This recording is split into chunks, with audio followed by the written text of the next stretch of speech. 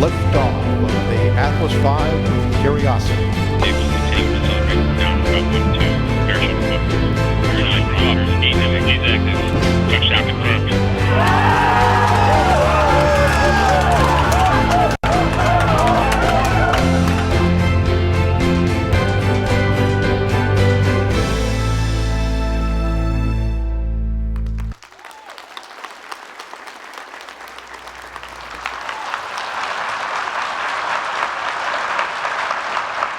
I'm Dan McLeese. I'm JPL's Chief Scientist, and on behalf of JPL's leadership team, I'd like to welcome you to our celebration of Curiosity 1 year on Mars.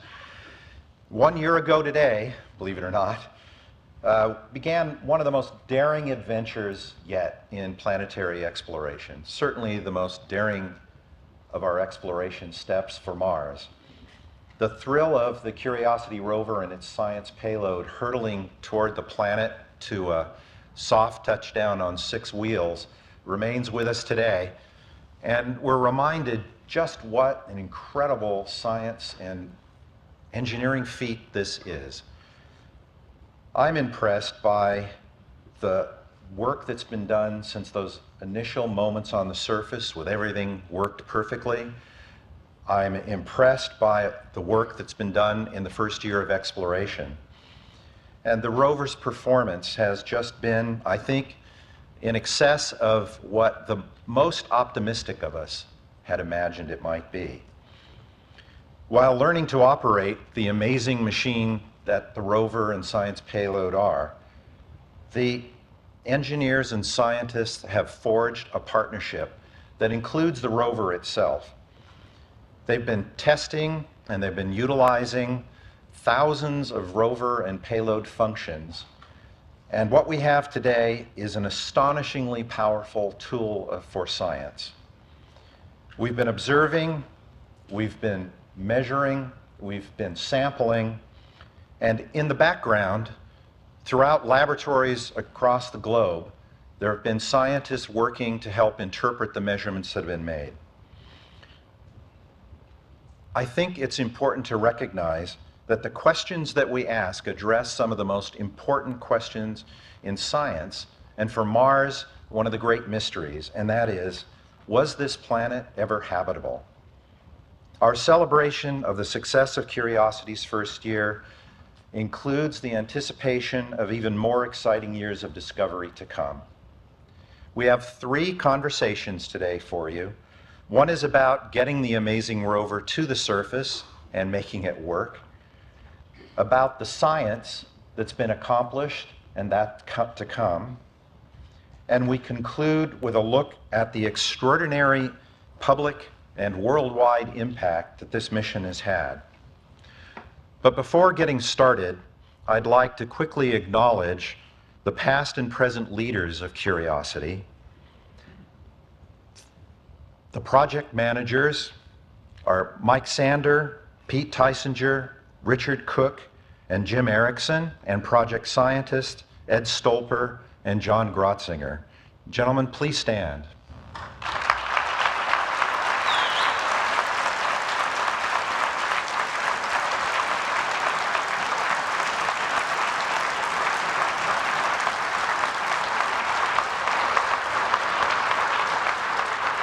And I'd ask everyone who has been part of this amazing mission to please stand and be acknowledged. Please stand. Those of you who have been part of this mission and worked together with these individuals.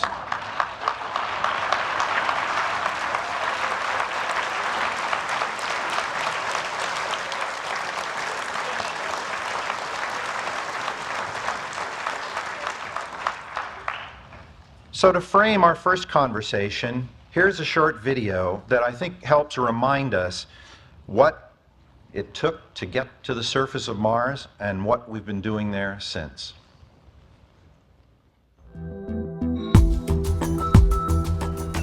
That great things take many people working together to make them happen is one of the fantastic things of human existence. Not only have we driven the rover, we've removed its arm, put it all through its paces, but it's been in a thermal vacuum chamber and kept very cold. Parts of it have been in a centrifuge. We've done drop tests, pull tests, drive tests, load tests, stress tests. It's just an amazing amount of testing this vehicle has gone through. We've tried every way of operating in the vehicle using the software, literally thousands and thousands of hours of software testing. It's been just an amazing several years, really, of constant testing and development, finding problems, fixing those problems, and going on to the next problem. LC, this is the LD on Channel 1. LC, you have permission to launch.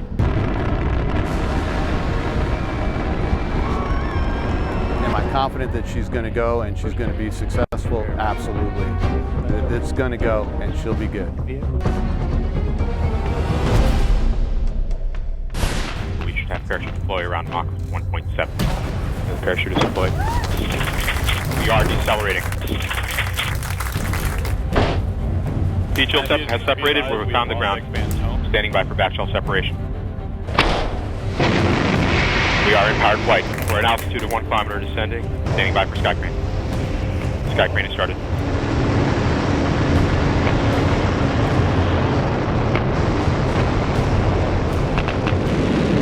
Touchdown confirmed. We're safe on Mars.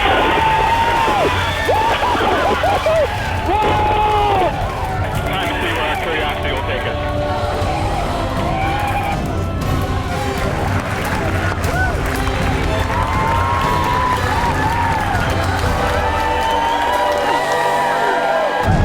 What a fantastic demonstration of what our nation and our agency can do. I could only think of the words of Teddy Roosevelt as I was sitting there. It is far better to dare mighty things even though we might fail, than to stay in the twilight that knows neither victory nor defeat. And the team brought us victory.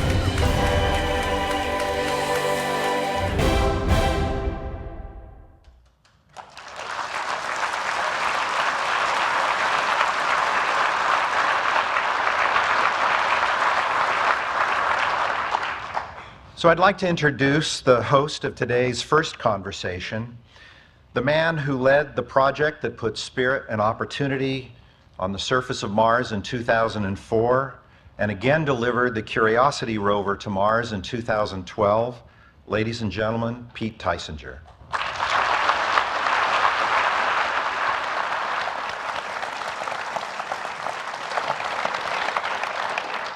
I really wish Dan would stop reminding me how old I am. You know, you look at that video, and I don't know about you, but I've probably seen that video 100 times in the last year, and you still think about how you felt that night, and still in wonderment that it really did what it did. It's an amazing story. So I brought with me three of my cohorts to talk to you a little bit about some of the engineering stories about getting Curiosity to the launch pad and to the planet and in preparation for the surface operations. To my left is Matt Wallace. He was the flight system manager on the mission from beginning to end, which means he probably has the least sleep of anybody on the mission. To his left is Alan Chen. He was an engineer on ADL, and you may remember him at the night of Curiosity's landing as being the voice of EDL. I think he said something like, "We're on Mars, everybody." That was a nice thing to hear. And to the far left is Jessica Samuels. She was the phase lead for surface operations during development, and now leads the engineering team, and she'll talk a little bit about operations. So, Matt? Thanks, Pete. I know this is going to come as a shock to some of you, but on every single memory I have of MSL happens to be of sunshine and roses. There were some tough times there. And so I thought I'd say a couple words about one of those periods. It was kind of late spring of 2011, and we were just a few months away from having to ship the vehicle to the Cape. We had had a pretty good winter. We had just gotten through a difficult rework activity on the vehicle. We had all of our engineering hardware. We had all of our science instruments finally on the vehicle. It was up, it was running, it was working as an integrated system. We got through vibration test of the vehicle, of Curiosity. We took it into the chamber. There was a quick picture in the video of the vehicle in the chamber with the simulated sun shining down on it, and we thought perhaps, you know, the sun, in fact, you know, was shining on the project at that point. But there were clouds on the horizon, unfortunately, and perhaps even some severe tropical storms. And within a month or so, as you can see in this picture, the rover was up on the blocks. It was dead bugged. We had ripped some wheels off. The belly pan was off. We were harnessing out to fix some of the components that needed reliability.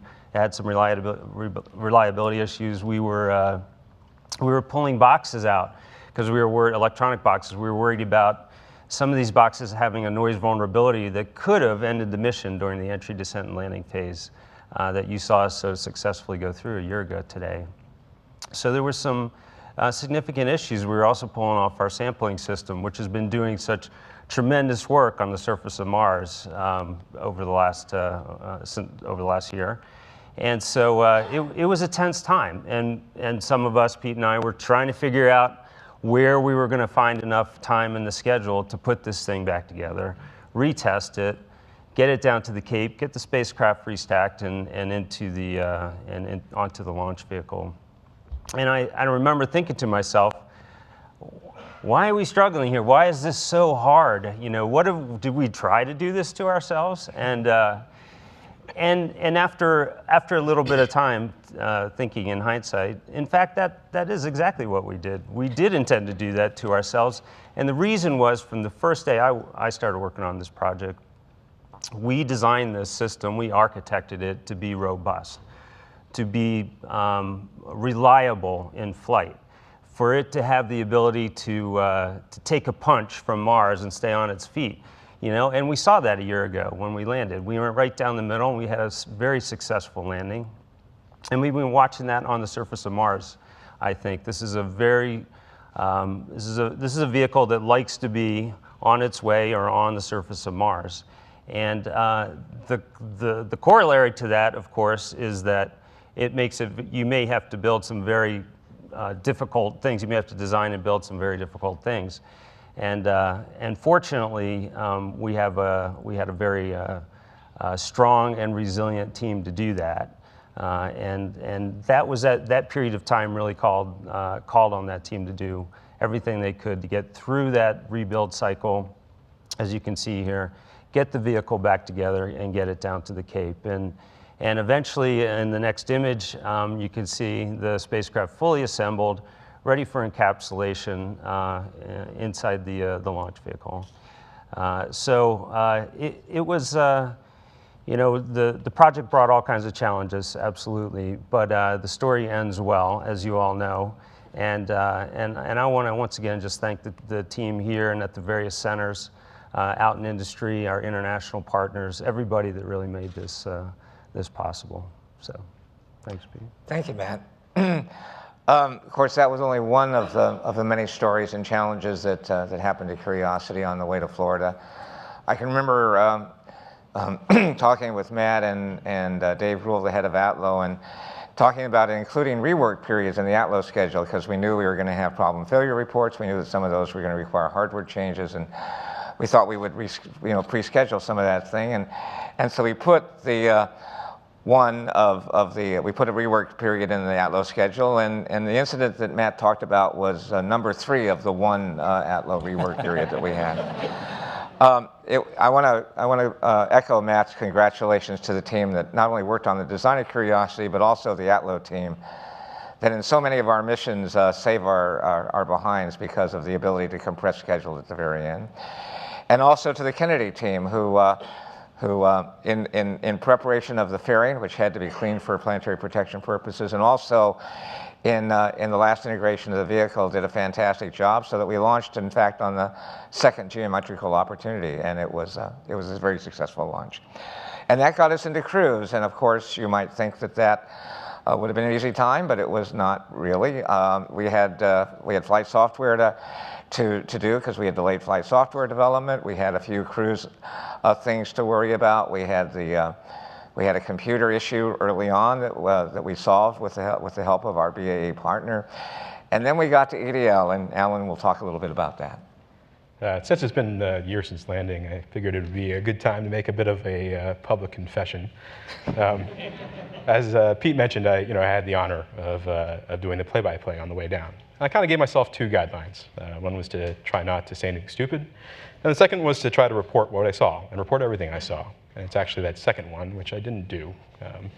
It turns out, if you're taking you back to that night a year ago, we were watching telemetry coming in from the vehicle, and we had two types. We had these tones that one of these 256 notes that that Curiosity would send back to us to tell us what was going on. And that's all we had for about 14, 15 minutes from around cruise stage separation until we got into the atmosphere.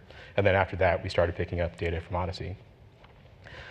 It's those tones that, things were looking pretty good for a long time. We had 10 minutes of pretty boring heartbeat tones. I was like, my blood pressure was up, but let's just calm it down a little bit. Then shortly after we hit the atmosphere, we got a tone called Meade's Beta Catastrophic. Usually bad when you get these tones that come back saying catastrophic. We had intended that tone to tell us that we were about to imminently lose the vehicle. It was based on, you had to do a lot of processing because you couldn't send back raw telemetry in these tones. And that really spiked my blood pressure. I think I almost had a heart attack when I saw that. What that meant was, if it was true, was that the vehicle was either tumbling or not heat shield forward toward the atmosphere. It's using the sensors, actually, you can see them on the heat shield there, these pressure sensors, to try to figure out what the attitude of the vehicle was. So I bet if you watch, I haven't gone back and rewatched the video, I can't stand watching myself, but I bet if you go back and watch it, you could probably see me seize up. I'm a terrible poker player, and that was definitely a heart-stopping moment for me. And I thought about it for a second. I figured, if about to lose the vehicle, I better not say anything dumb there. Back to guideline 1. I was like, this just happened right after we hit the atmosphere. There really shouldn't be much air at that point. Do I really believe this? Is there something going on here that's more than I was thinking about? Because it's using it's trying to basically subtract off the pressures from two different sides of the heat shield to figure out what the attitude is. But really, there's not much air up there. Are we getting much pressure at all? What's going on? So I figured, let me sit on this one for a minute. If we're about to lose the vehicle, if we're about to hit peak deceleration and peak heating, it's going to become pretty obvious if we're going to lose the vehicle in a minute or two. So I sat on it, and luckily everything else turned out okay. It turns out actually that the instrument is working fine, but we just had a calibration error and that was going about it. If I wasn't already sweating a lot then I was super sweating after that. Definitely had the heart pounding. So, as I like to say, EDL is really just the middle of the story, or even closer to the beginning. Really, it's what's happened afterward that's kind of been the most rewarding for me. Thanks, Alan. I'm glad you didn't tell me. I didn't want to kill anybody too on that. And given all the VIPs that were there that night, I'm glad you exercised a measure of restraint. And for all that work, for the 7 years to get to that point in time, for all the risk reduction that had happened, all the risk reduction during design and during assembly, and the fact of launch, which has its own issues, and cruise, and EDL, and we're finally on the surface. And you need to realize at that point in your book that you're reading, you've just passed the prologue, okay? Because we do all that work so that the surface science and the surface operations take place. And Jessica will talk a little bit about that. So we've really been having an exciting time on the surface in this past year. We've sent over 15,000 commands to the rover so far, with an average of 600 to 800 commands a day, which is pretty impressive. And our 5 samples that we've scooped, and 2 drill rock targets where we delivered those samples to our analytical instruments. And we're approaching 2 kilometers, or about 1 3/4 kilometers. And the countless number of science papers that the science team has been able to draft and present has really been a testament to how much we've been able to exercise the capabilities, all the capabilities of this vehicle. So we've been having a great time on the surface. But kind of keeping in line with these challenges, probably our biggest challenge arose about halfway into the year. We had just finished our first drill sample at the John Klein Science Target, and had delivered some of those samples to the science instruments. But on one of the afternoons when we received the data, we saw that we actually weren't getting data products from the spacecraft. And that's one of the main ways that we get the telemetry from what's happening on the rover. And it was kind of convoluted with rain in Spain at the DSN, and so it was a little hard to make out what was going on with the data. But we have a second overflight from the Odyssey orbiter, and that data also showed us that the rover hadn't gone to sleep in between the two times from the MRO pass and this Odyssey pass. So that got people worried, and the conclusion was that the spacecraft really wasn't operating how we were expecting it to, and it wasn't performing its nominal functions. So after a very long day and night, and commanding into the middle of the night, and we were no longer on Mars time, so everybody had already been there a long day. The team concluded that the most important thing was to get it back into the configuration that we know, which is to swap the computers from the A-side computer over to the B-side computer. And all this was happening, and Surface being this mission of science discovery and being led by whatever is in front of you. I don't know if the team was just nostalgic for a deadline because launch happened and cruise happened, or EDL happened, and we had solar conjunction happening within a month from when this event occurred, which meant we weren't going to see, we weren't going to be able to command or really hear from the spacecraft for about 3 weeks over the month of April. So here we were in March. The team pulled together. We had members, past team members and current team members really coming together, stepping up and doing all kinds of different jobs. Everybody kind of broke out into investigating the hardware side of what was going on and the software side. And the ops process was even revamped to figure out how to challenge or how to adapt to the anomaly at hand. And just seeing the team come together like that, I think, was just a testament to the integrity and the commitment that we all have on these types of missions, where you come back and you put forward what you bring, what you know, and really pitch in wherever you can. And I think being able to experience that and seeing all the faces kind of bring their piece to the table was pretty exciting to go through that kind of harrowing time where we were against a clock. So we recovered in a couple weeks, got science back up and running. We modified the flight software to be more robust. So going into that conjunction period, we were prepared. Should a problem like this happen again on the other computer that we were operating on.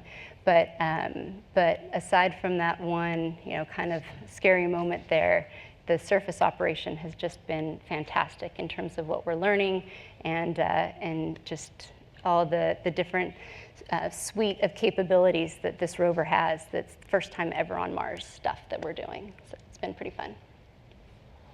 Thank you, Jessica. I hadn't known it was a stormy night when that happened. Those of us that lived through the Sol 18 anomaly may have deja vu all over again with that whole story. So that's only one part of, as an old television program used to say, there are 8 million stories in the naked city, and there's certainly 8 million stories in terms of getting Curiosity to where it is in today. And I think that people would be disappointed if I didn't point out that for all this wonderful congratulations and for all this wonderful feeling and for this celebration, the fact is we're halfway through the mission. We have not yet met that final level 1 requirements, but I think the science panel will be up next, and we'll talk about what we have accomplished and where we're going. Thank you very much.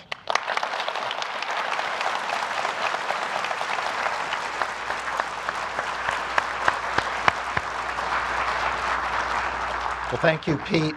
Thank you, Matt, Alan, and Jessica.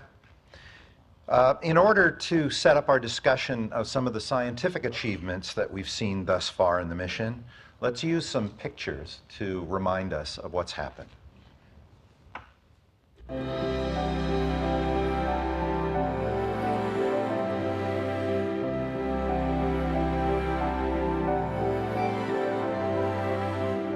Hello, everybody. Good morning, Mr. President. I just wanted to call and say congratulations to the entire Mars Science Laboratory team. What you accomplished embodies the American spirit, and your passion and your commitment is making a difference. You guys have done an outstanding job. You made us all proud. Curiosity is going to be telling us things that we did not know before and laying the groundwork for an even more audacious undertaking in the future, and that's the human mission to the Red Planet.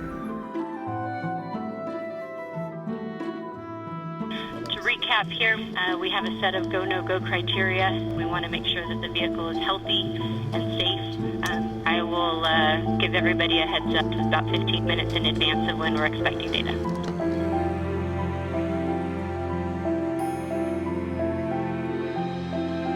Images are coming down, and everything looks good, really. Okay, we're getting image data.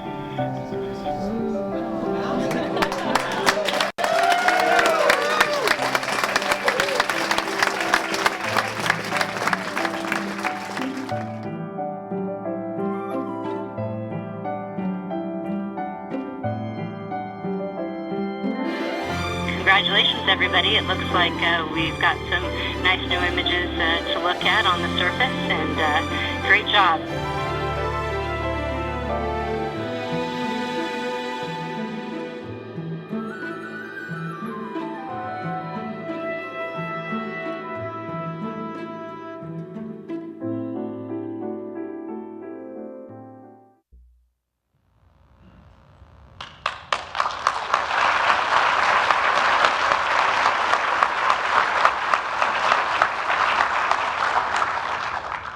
Please help me welcome the project scientist for the Mars Science Laboratory, the man who leads an amazing team of science across our planet. Ladies and gentlemen, Dr. John Grotzinger.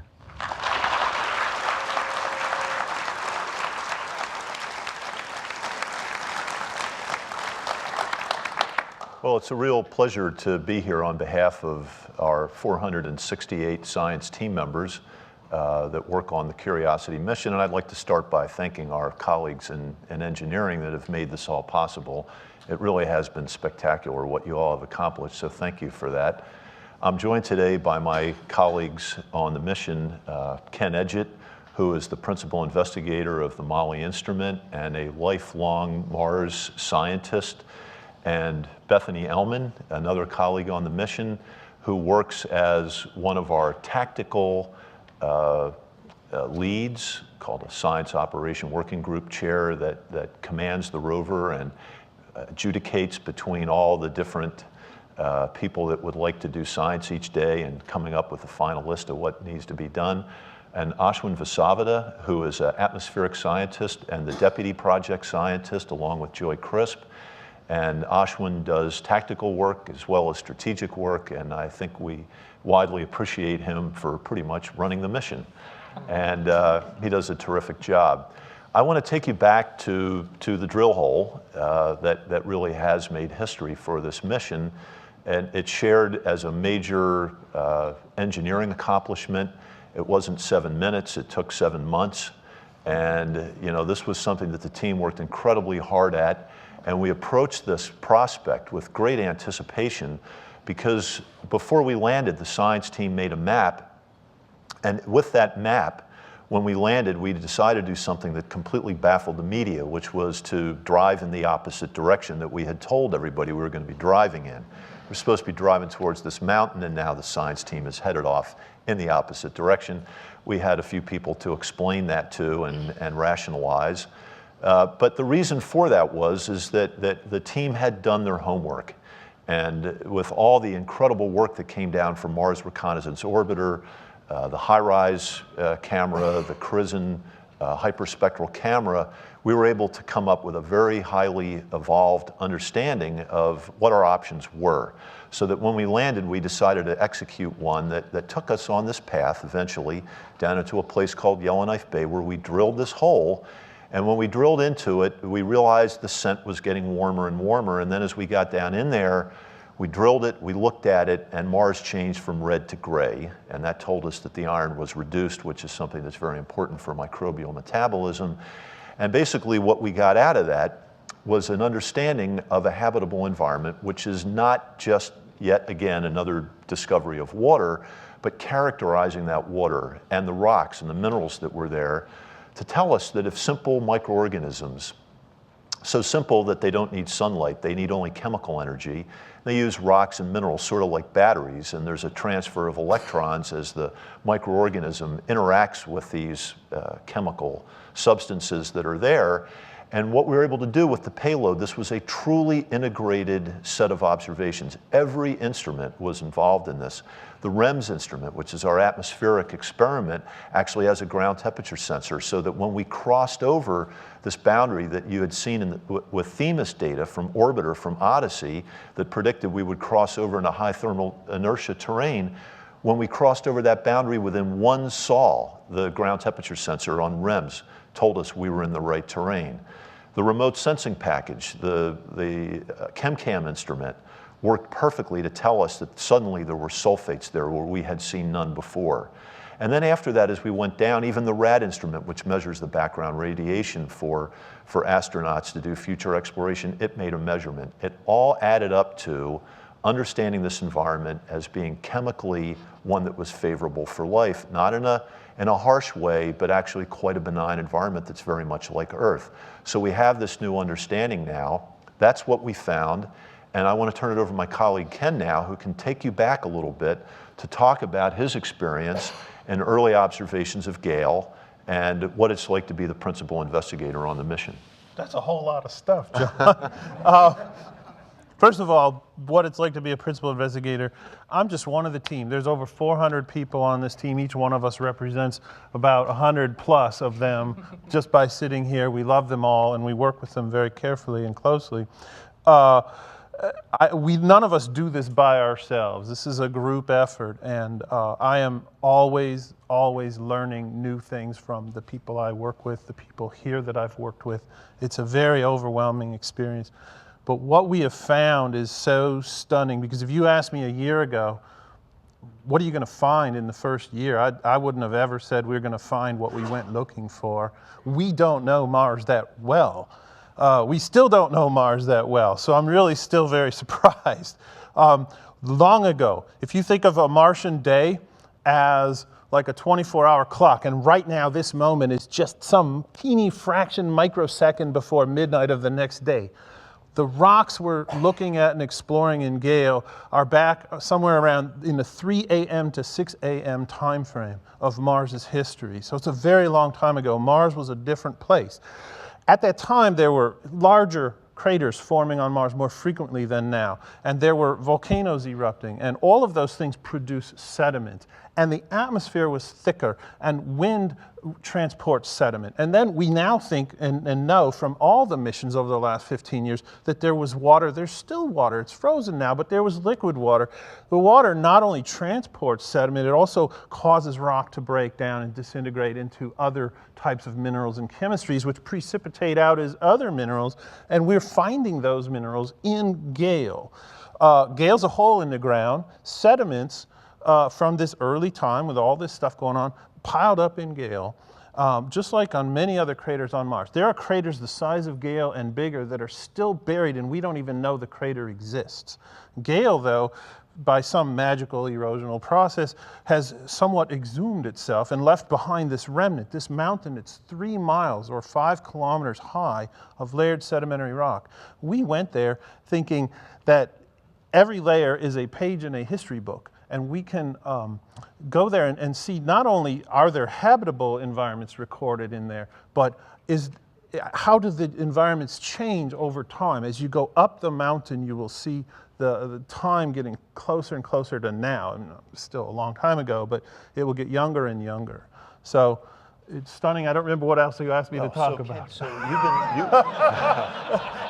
we could all go on for a long time. Yeah. So you had been looking at Gale for 10 years. 14. 14. Yeah. And then we wound up there. Yeah. What were you thinking? I had the incredible privilege 14 years ago of being able to select targets for the camera on Mars Global Surveyor. And Gale was one of the places that we stumbled on as, holy cow, look at this. There are these layered sediments, and then this story I just told evolved. To actually land in one of the pictures you helped take 14 years ago, and then the camera that you're now responsible for gets down and right up to the rocks like that, and sees those rocks up that close after being 300-400 kilometers up. It's just, ugh. It's the 21st century, people. Awesome. So Bethany, tell us about what it's like in the day of a rover. 468 people all want to go left, some want to go right. How do you wade through this process? What kind of decisions, and what's it like to operate the most complex vehicle that's ever landed on another planet? Yeah, well, first of all, it's a lot of fun to operate the most complex vehicle that's ever landed on another planet. So it's an enormous privilege to, be a part of the team, but also to be sort of in taking on this role in a day-to-day sense that really is kind of the nexus between science and engineering, and getting these to work together. So working with the engineers to implement the science desires in the best possible way, utilizing the energy, the data downlink capacity, and all of those other things that limit what we can do any given day. How do we get the best science done? But what's really interesting about this is before we can get to the question in the process of implementing the plan for how to get the best science done, we kind of have to come to agreement as a team as to, well, what is the science that we should be doing anyway? So part of this whole process of operation is getting 400 and something science folks marching in the same direction, or at least the same general direction. And that's a process that folks lead both strategically and tactically. So I remember kind of along the, I don't know, maybe it's around the 100th sol on Mars or so, maybe a little bit before that, there was a big push with John and Ashwin and Joy and the members of the Project Science Group. It was like, okay, we have this amazing stratigraphy, these layers of rocks before us. What is our strategy? Like, what do we want to accomplish? We all agreed that this is like cool, but what is it we want to do? Well, and it was even more profound than that. Some people were saying these are lake sediments. Other people were saying these are fluvially transported, down from the rim of the crater, deposited chaotically. Or maybe it's volcanic sediments. Or maybe it's airfall, sort of an ash deposit. Okay, so each of us scientists comes in with our set of hypotheses about how Mars works, how these rock units relate to how Mars works. So then it's a process of figuring out, okay, well, how do we sit down and test these ideas? And that's really one of the amazing things about working on the science team, is that even if we disagree completely about how a particular rock unit is formed, we can still come to a consensus on, okay, well, how is it we test out how these particular rock units form? And if we sit down and we have it out, during the beginning of the mission, it was every day. We'd have science discussions about what we're thinking about, how we're interpreting this different unit. But what was interesting is that even if we disagreed scientifically about how something came to be, we could agree that that place on Mars is important, and that is the place that we need to investigate. And so it all came down from these strategic decisions for where we need to go, and then day to day, sticking on the plan, keeping in mind what is important to reach these high-level objectives to explore this particular rock unit, then this one, retaining the sequence of events in your head as you plan each day on Mars. Is there one moment that sticks out in your mind, a science discovery that was the one you'll never forget? Well, sort of my absolute favorite, my favorite set of pictures that came down from the rover was when so we had been working our way down the stratigraphy into the Yellowknife Bay sediments that you mentioned, where we saw the picture of the drill hole. And for me, before the drill, what was most amazing is it was after one of our drives heading down the depression into Yellowknife Bay. when the NavCam images came down that day onto the computers, onto the software systems that all of us use to operate the rovers, those pictures had these little funny nodules or concretions. And then you could see these light veins heading through the rock. And it was like, oh, this just got real interesting in terms of the habitability story, in terms of the water on Mars story. So that definitely was one of my favorite days and favorite images. Great. So speaking of water, Ashwin, as atmospheric scientists, you've got all these geologists and geochemists that are, always wanting to drill and sample and do all that. But the atmosphere is a really important part of it. We're trying to get at the very ancient atmosphere. We had this discovery of a conglomerate. We see this evidence for flowing water. And some people might say, well, we've found evidence for flowing water from the surface of Mars, but it's important to confirm it from the surface. What goes through your mind now, wondering, because it's not like we see some giant gusher where it might have catastrophically flowed out from Mars. This seems like the climate might have been different then. What were you thinking when you saw that image? Yeah. Well, as Ken said, Mars is an extremely different planet today than it was in the past. That's one of the reasons we go there so often. We have this idea that Mars was a warmer, wetter place, may have been more friendly to life, and may have had an extremely different environment back then. One that was able to support liquid water flowing on the surface. Of course, we'd seen pictures for decades of Mars with these catastrophic flood channels and river systems, but never had we seen firm evidence of it up close with our own eyes. And about a year and a half ago, I was out in back of JPL, where there's an arroyo, and filming an outreach video about why we selected Gale as a landing site. And walking around back there, and it was springtime, and water was coming down the San Gabriel Mountains and forming a little stream through the arroyo and carrying debris down from the mountains. And the stream was full of little pebbles, rounded as they made their way down the mountains, and sand with them. And we're just sort of, looking around. And I told the cameraman as we were filming this video, if we ever found something like this on Mars, it would be a home run. And like Ken, I think all of us were. We'd say those things, but in our heart of hearts, we knew it was a long shot. It wasn't like we took it for granted. And then you fast forward to landing a year ago, and as the rover's landing, its rocket engines are scouring away the gravel. And the next morning, we get these pictures from Mars, and we look in the scour mark, and what do you know? It's bedrock, a conglomerate. A rock made up of rounded pebbles and sand cemented together. Even before Curiosity landed, she had already hit this home run for us and revealed this ancient Mars to us that we were hoping to find. So we drove literally through a stream bed on Mars that flowed ankle deep, a few billion years ago. That's just, I'm getting goosebumps just telling you about it. So for me, my interest is in the atmosphere, but really of the past climate of Mars. And we knew that even if we never found life with this mission, we would have this incredible secondary ability with this rover to explore a beautiful site that can help find and that would tell us about this ancient environment of Mars. That's just, we're just archaeologists sort of trying to piece that together with this rover. So how is this going to feed into the MAVEN mission? Yeah, what's exciting is that we're here on the ground, sort of getting this ground truth of what the atmosphere and climate would have been like billions of years ago. And it fits into this general theory that we have about Mars' atmosphere, that it's lost over time. And one of the primary reasons we think it was lost is Mars' magnetic field went away and made Mars' atmosphere vulnerable to being stripped away by the solar wind, by the sun.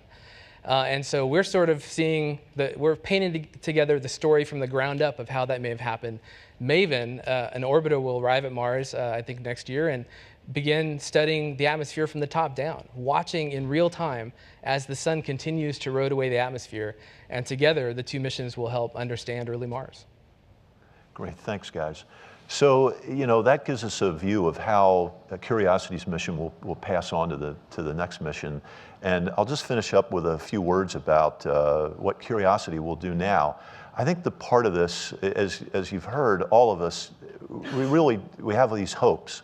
You don't know that you're really going to find this stuff. And I think the most extraordinary thing really is that we found it all so quickly. And that decision to drive 500 meters in the opposite direction obviously paid off very well. And we haven't even gotten towards our prime goal yet. We selected Gale out of the 4 finalists for one simple reason. It was a unanimous decision to pick the Gale site because it's so diverse. So by driving now to Mount Sharp, we will return to our initial objective, which is to explore these foothills that you can see here that are the size. Think about driving around the lab here. You've got buildings that are sort of 1 to 3 to 5 stories tall with narrow corridors between them. That's this terrain that you're looking at there. That'll be what it's like as we get into that terrain. It's going to be, we think, visually quite beautiful. But those layers that you see there, we know from orbit, from the CRISM data, that they have clays. We know that there's hematite. We know that there's sulfate. So we hope to be able to sample a number of what could be different habitable environments and maybe revisit some old friends that we've seen from previous missions, things like that. So we're all really excited to carry on with the mission. We have a long drive. We think that it could take, if we stop to smell the roses a little bit, it could take till the end of the nominal mission. And we know that NASA is going to back us, and so we have confidence that we'll continue on with this great exploration mission. And thanks to everybody for supporting us.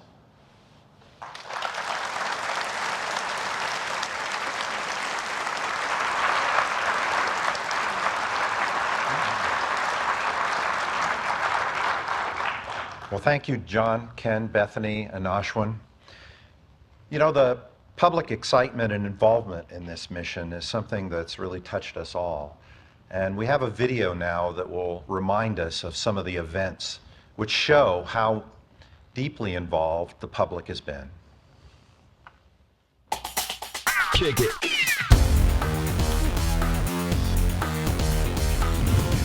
This big, huge parachute that we've got, it'll only slow us down to about 200 miles an hour. But we've got to cut it off and then come down in rockets. They're never going to make it. What happens then? Nation, it is a proud day for America. Our flags are flying, and we're singing that verse of the national anthem with all the curse words in it. Because at 1:30 a.m. America Standard Time, NASA's Curiosity rover touched down on the surface of Mars. Woo! We Marsed it! Woo!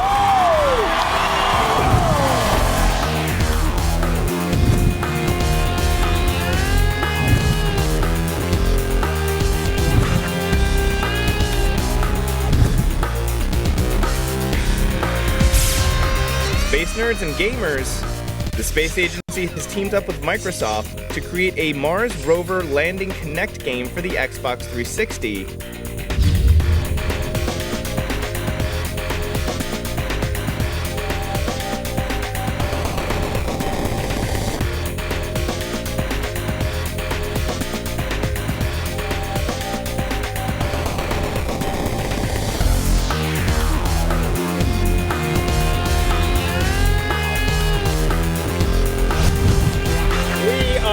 More than proud to honor NASA's Jet Propulsion Laboratory as this year's Webby and People's Voice winner for overall social presence.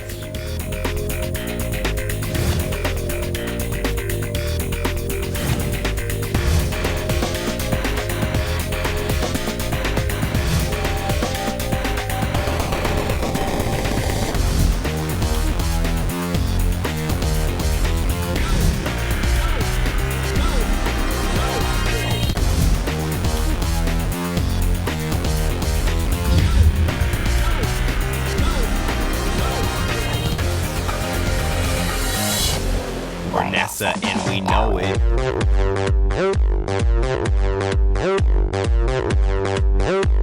We're NASA and we know it.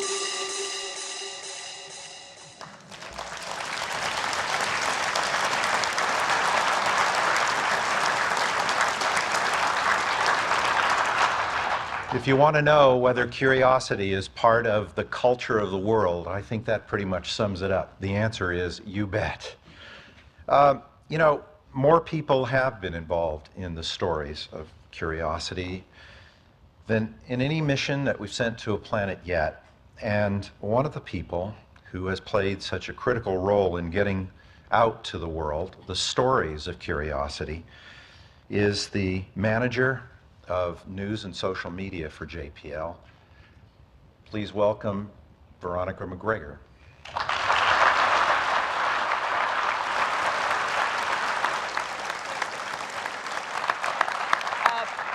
I have to start off, well, first of all, let me introduce the rest of my panel up here, because we're going to have a lot of fun talking about social media and memes and everything else. I have Babak Ferdowsi. Of course, he was flight director on landing night.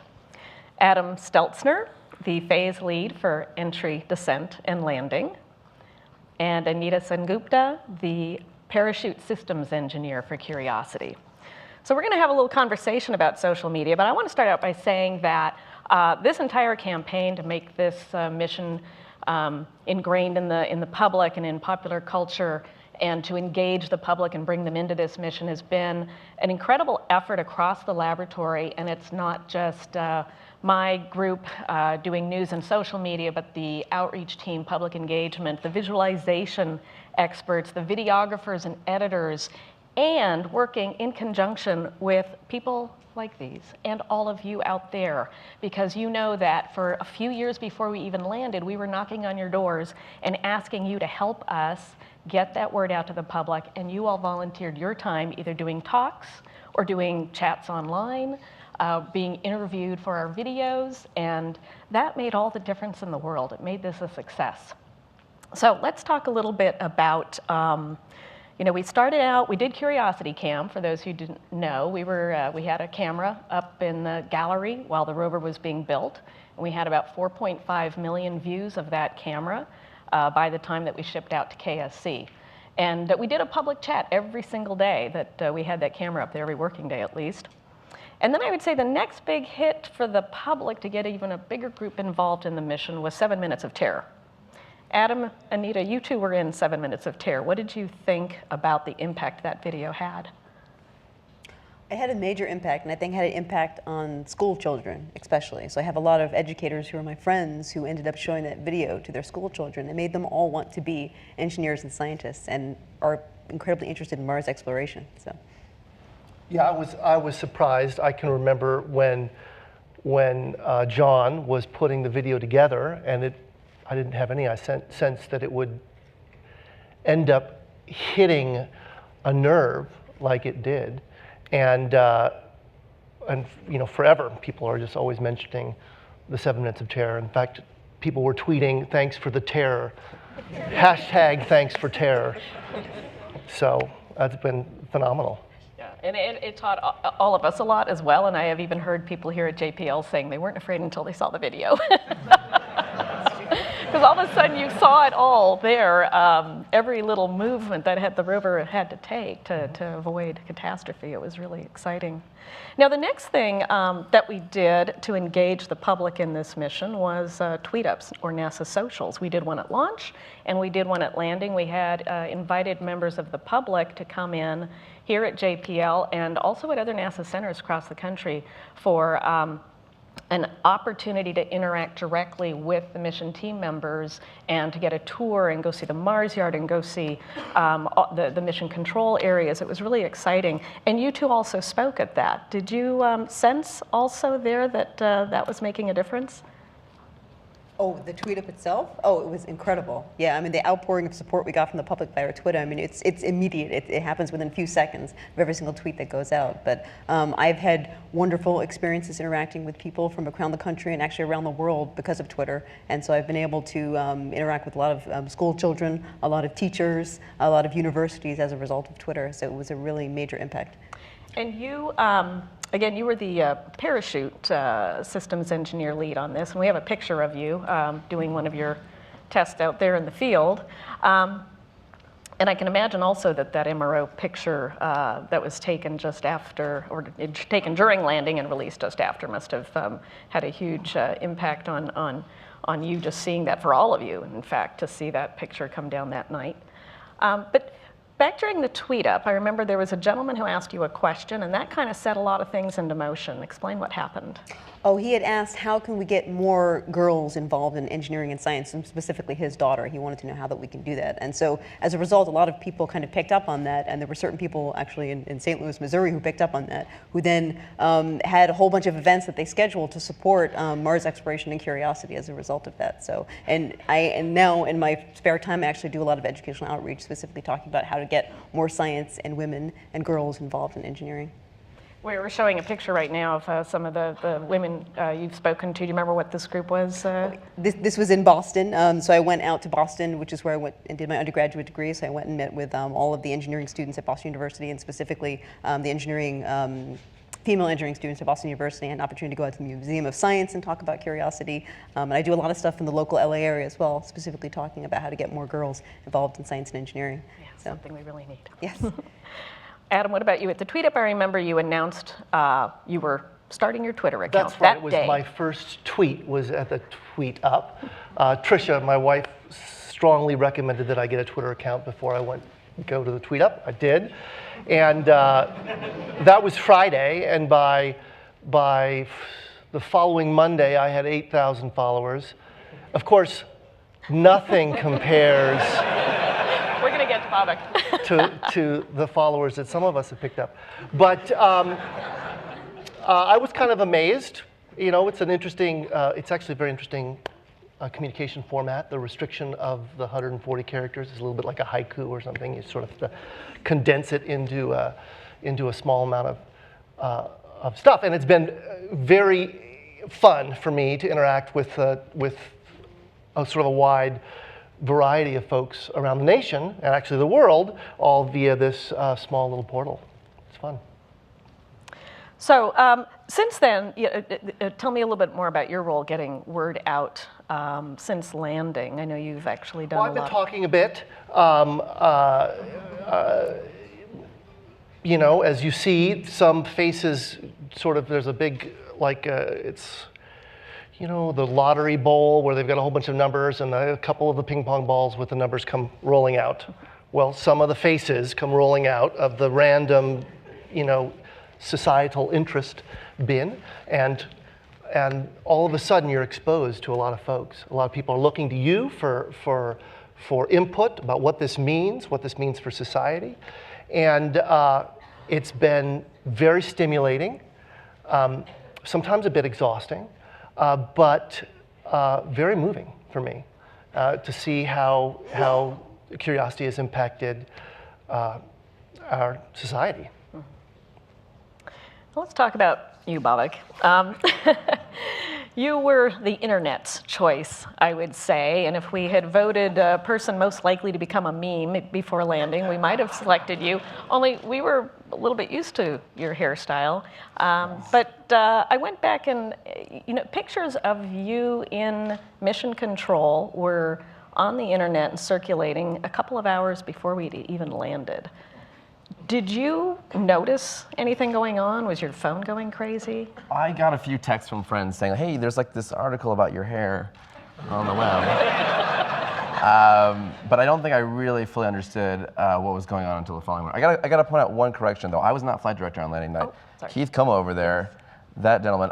Keith, I don't know if you mind standing up and maybe reenacting your celebration from landing night.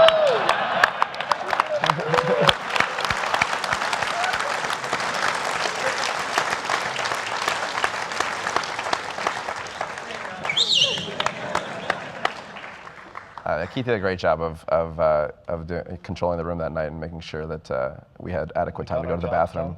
Yeah. Also getting our jobs done. Yeah. But no, so I just, you know, it was the next morning when I woke up and I, you know, did the morning routine of checking my email and everything else, and realized my Gmail just had thousands of messages because I had never turned off the feature where Twitter says, hey, you have a new follower.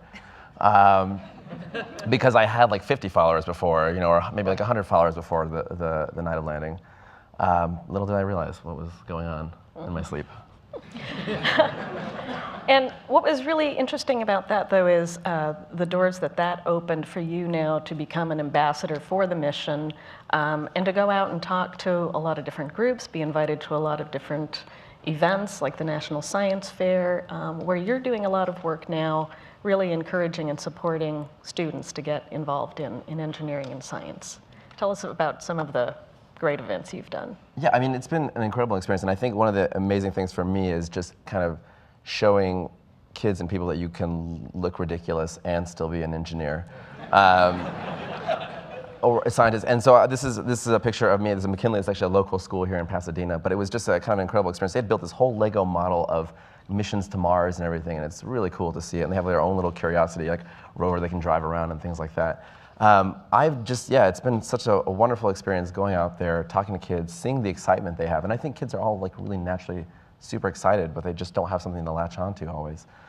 So it's been just awesome for me to feel like I can actually contribute that. And every once in a while, some parent will like tweet me or send me a picture of their kid with a mohawk or tell me that their kid wants to get a mohawk. And I'm like, yes, I did it. I hope that I'm not a bad influence, guys. I'm trying, yeah. Do you all feel that this public interest and involvement is still as strong today as it was back on landing night? I'm kind of amazed at the staying power. I can remember I worked on MER, and I can remember that we were top on CNN's things going on list for about 36 hours. And then Britney Spears got out of a limousine wearing an unusual set of clothing or not wearing an unusual set of clothing. And all of a sudden, we were no longer on the top things to track. And I've wondered about that a bit. Maybe that came out wrong. But that I think it really is social media. Nightly news has 4 or 5 things they're going to tell you. And if you're number 6, you didn't happen. And so I'm constantly amazed that we are out there still sticking. I'm still having people tweet me and follow me and show up when I talk. I think that there's a lot of interest out there, and I think social media's had a lot to do with it. Yeah, I agree. Well, since we are talking about social media, we did put out the question on Twitter a few days ago asking people to send us some questions, because if we're going to talk about social media, we might as well do it, right? Very quickly, Spaz Monkey asks, I know Dr. Astra, which is Anita's handle on Twitter, is doing ISS research, or you're working on something that'll be going to the ISS soon, and they ask what is everyone else up to? So really fast, tell us what you're doing now. So I'm a project manager for a payload that we're delivering to the International Space Station called the Cold Atom Laboratory, and it's going to demonstrate laser cooling in space and form an ultra-cold quantum gas. Oh, and then let me just say that, so Spouse Monkey I met via Twitter, and so last time I was in Houston, we actually met up in the flesh and had pizza and beer together. That's great. Adam? I'm doing a variety of trying to help out with EDL-related stuff and thinking about how we might collect samples for eventual return to Earth in our next expedition to the surface of Mars. Great. Babak? I'm very fortunate. I get to work with a group of people who operate this rover on Mars, and the science team and everybody has been great about keeping us in the loop and learning all the science. I don't think I had a real appreciation of everything that was going to happen on this mission until we actually landed and they started explaining it to us, and it's been an amazing experience just learning actual science. Let's see. At Pokerface 36025S, or Chris Sheldon Taylor, he asks, what is each person's favorite picture sent back to Earth and why? Well, mine's obvious. It's the parachute from landing night. That means it worked. So that was a relief. Mine is the very first image, the rear cam image that we took back while we still had the Odyssey link. The first image of a new place on Mars. I agree that picture is amazing, and that was a picture like that from Pathfinder was some of the reasons why I work here today. I think my favorite picture is actually the zoom mass cam image of the foothills of Mount Sharp, and just seeing the incredible analogy in my head of like, that looks like the Grand Canyon, that looks like a place that I could see here on Earth, and that makes it so much more kind of interesting to me, I guess. Like now I can start seeing, why it's so exciting that we're there. And you'll probably be able to answer this one as well. It is, what has been the most challenging of Mars Curiosity's assignments during its first year on Mars, and since you're still working on the team? What would you say? Jessica's story earlier of the challenge around Sol 200 of our computer anomaly was probably one of the more exciting and scary things. But we've done we've been fortunate that we've been able to do a lot of homework and getting ready for all the other things. Like the first drill was a tremendous effort from the whole team. And obviously a lot of effort went into and work went into that. But I would say that the biggest challenge has probably been recovering from that. There's some folks right over there who are a big part of that. All right. So we've talked about social media definitely has had this huge impact with getting our word out, and not just getting our word out to the public, but to get them back in and to get them involved and feel like they can hold these conversations.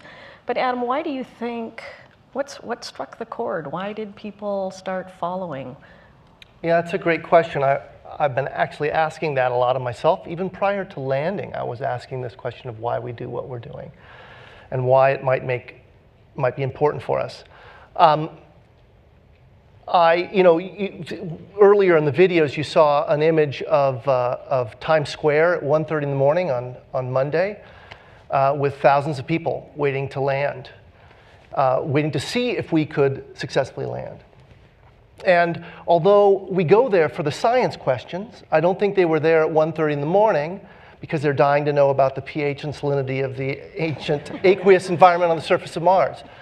They're there maybe for that, but for more. I think when we explore, we're kind of asking questions about ourselves as individuals and as a society, as a people. Neil Armstrong, I think, hinted at that with the words that he chose to say when he was going to set foot on the surface of the moon, which was one small step for a man, one giant leap for mankind. What he was hinting at was that he was carrying us with him in that exploration. I think Curiosity carries us with her when she's on the surface of Mars. And so she helps us ask questions about who we are, how grand we are. What questions might we dare ask and hope to be able to answer? So I think one of the reasons that this sticks is because this act of exploration is sort of important to us. I think through it, we dream a little bigger, maybe aspire a little higher, and in some sense, we're a little better, a teeny, eensy bit better. So the idea that 50 or 100 million people in this country are a little bit better by the acts that the people in this room put our shoulders to make happen is it's a tremendous honor for me, and I know it's that for you guys too. All right, well said.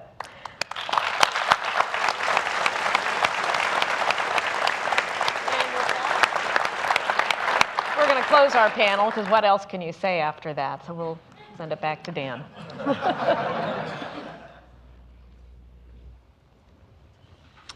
Well, thank you, Veronica, Babak, Adam, and Anita. Thank you very much.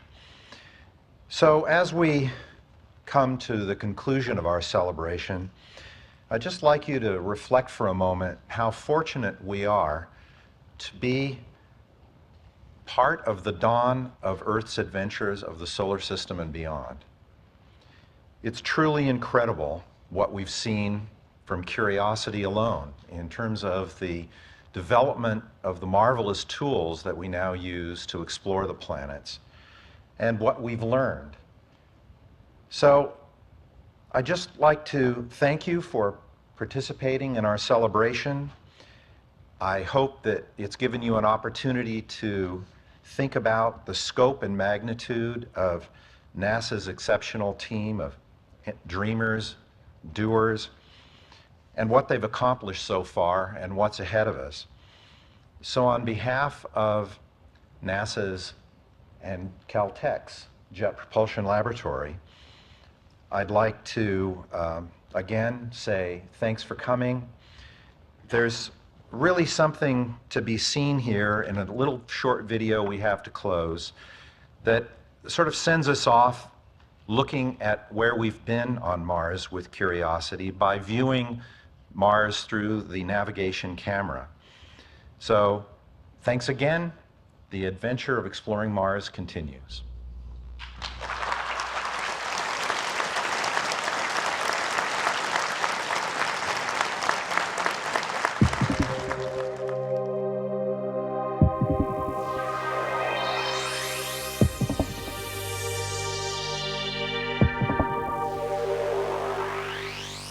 Wow.